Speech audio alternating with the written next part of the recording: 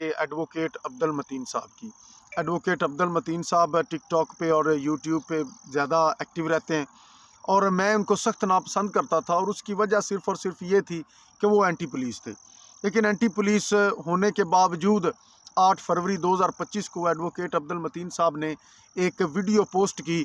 जिस वीडियो को मेरे ख्याल से मैं आज 4 दिन में 50 बार सुन चुका हूँ। और जितनी दफ़ा भी सुना है मैंने उतनी दफ़ा एडवोकेट अब्दुल मतीन साहब को सलामी पेश की है। और मैं इस वक्त उनकी जुर्रत को और उनकी बहादुरी को सल्यूट पेश करता हूँ कि इस अफरा तफरी के आलम में इस वक्त जिधर पूरा मुल्क डरा हुआ है, और पिछले दिनों अब्दुल मतीन साहब गिरफ़्तार भी हुए, बड़े मसाइल बने,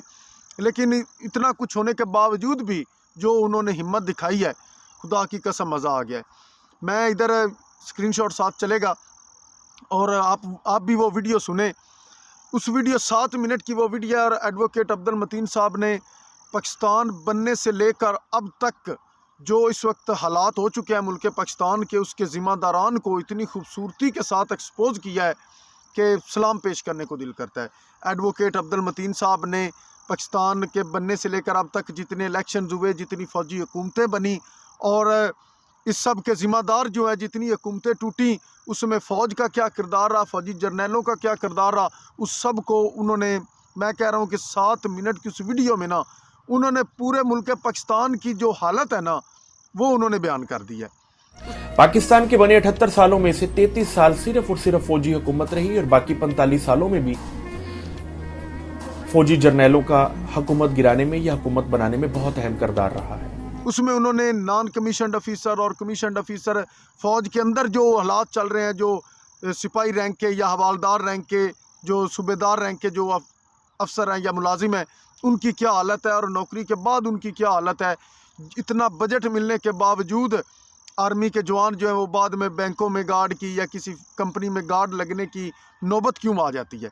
और उसके अलावा जो मुल्क पाकिस्तान की सियासी जो हलचल मची हुई है, जो अफरा तफरी का निज़ाम है, इस सब के जो ज़िम्मेदार हैं उनको भी उन्होंने बड़ी खूबसूरती के साथ एक्सपोज किया है। इस वीडियो पैगाम का मकसद सिर्फ फौजी जर्नैलों को पैगाम देना है कि बराए मेहरबानी आपके सामने पूरी अवाम हाथ जोड़ती है। और फौजी जवानों के लिए ये भी नहीं है कि उन्होंने कोई बड़ी बदतमीज़ी कर दी है या इस तरह को। वैसे तो आजकल हमारी जो इस्टेब्लिशमेंट है वो इतनी बात पे भी उन्होंने लोगों को उठा लिया, एक लाइन लिखने पे शायर पकड़े गए, कहीं जो साफ़ी हजरात हैं वो पकड़े गए, अब्दुल मतीन साहब भी गिरफ़्तार हुए थे, लेकिन उन्होंने फिर भी हिम्मत नहीं छोड़ी। और ये सबसे ज़्यादा दिलेरी की बात है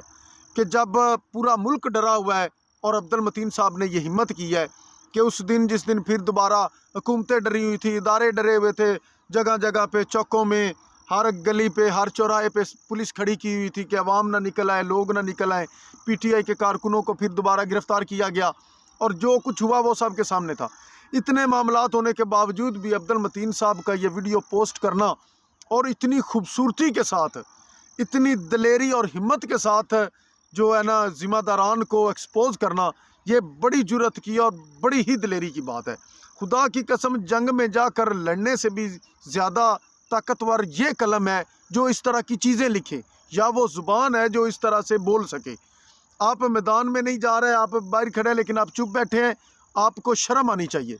और अब्दुल मतीन साहब ने किस कदर हिम्मत की बात की है, मैं कह रहा हूँ कि मेरे पास अल्फाज कम पड़ रहे हैं कि मैं किन अल्फाज के साथ अब्दुल मतीन साहब की तारीफ़ करूँ। और उस वीडियो में अब्दुल मतीन साहब ने जो सियासी अनस्टेबिलिटी है, और उसके बाद जो हमारी फ़ॉरेन पॉलिसी है, और उसके बाद जो लोगों के या दूसरे ममालिक के डर से हम अपने फ़ायदे के जो मुआहदे हैं उनको रिजेक्ट किया है। हर तरह के जो इस वक्त तक इलेक्शन हुए हैं, जिस तरह से हमारी हुकूमतें टूटी हैं, जिस तरह से मुल्क पाकिस्तान का बेड़ा गर्क किया गया है, और जो उसके ज़िम्मेदार हैं, सरेआम नंगे अल्फाज में अब्दुल मतीन साहब ने उन सब को रिक्वेस्ट भी की है और दूसरे नंबर पे बताया भी है आवाम को कि असल ये वजह है जो आज हम जलीलो ख्वार हो रहे हैं, जो आज हमारा पासपोर्ट जो है दो कमज़ोर तरीन पासपोर्ट है, जो आज हमारे रुपए की कीमत गिर रही है, या जो भी इस वक्त जो रोज़गार नहीं है, या जो भी अफरा तफरी का निज़ाम बना हुआ है, इस सब की जो ज़िम्मेदार हैं उनको उन्होंने रिक्वेस्ट भी किया है और उनको एक्सपोज भी किया है कि इसके ज़िम्मेदार सिर्फ़ और सिर्फ आप लोग हैं। और जो हमारा इदारा पाक आर्मी किसको प्यारी नहीं थी, हम आज भी हम अपनी फ़ौज से, अपने मुल्क से मोहब्बत करते हैं। वो इंसान जिसको अपने मुल्क से मोहब्बत है, ये हो ही नहीं सकता कि उसे अपनी आर्मी से मोहब्बत ना हो। लेकिन चंद एक जो अफिसरान हैं, चंद एक जो जर्नैल हैं, चंद एक जो लोग हैं, उनकी वजह से आज हमारा इदारा भी ज़लील ख्वार हो रहा है। उसको जगह जगह पे तंज का और पता नहीं किस किस तरह से उनको ट्रोलिंग का निशाना बनाया जा रहा है। और ये हमारे लिए जो मुहिब वतन है उनके लिए ये बड़ी अफसोस की बात है। हमने तो आर्मी में भर्ती होने के ख्वाब देखे, हमने आर्मी में जाकर अपने मुल्क के लिए जान देने के ख्वाब सजाए, लेकिन आज ये वक्त है कि हमारी आर्मी को जब सोशल मीडिया पे हिट किया जाता है तो कसम से बड़ा दिल दुखी होता है। लेकिन इस सब के ज़िम्मेदार चंद लोग हैं। वो नौजवान जो बॉर्डर पे खड़ा होकर गोली के सामने अपना सीना तान के खड़ा हुआ है आपकी हिफाजत के लिए, मेरी हिफाजत के लिए, जब वो भी फ़ौज में शामिल होगा और फ़ौज को इस तरह से गालियाँ पड़ेंगी तो बताएं कि कितने दुख की बात होगी। और जिस तरह से ये गालियाँ चल रही हैं, जिस तरह से सोशल मीडिया पे जो है इस तरह का कंटेंट बनाए जा रहे हैं, ये इस तरह का ट्रेंड बनाया जा रहा है, उसमें फ़ौज के ख़िलाफ़ जो दिन ब दिन नफ़रत बढ़ रही है, इसके ज़िम्मेदारान को सोचना चाहिए कि थोड़ा ख्याल करें, अब कम से कम अपनी आवाम की नज़र में अपना इमेज ना गिरने दें। अपने किसी प्यारे को हुकूमत पे बिठाने के लिए या इस तरह का कोई मामला करने के लिए अगर आप लोग आवाम की नज़रों से गिर जाएंगे तो ये बड़ा घाटे का सौदा होगा। अब्दुल मतीन साहब ने भी बड़ी खूबसूरत बातें की और मेरी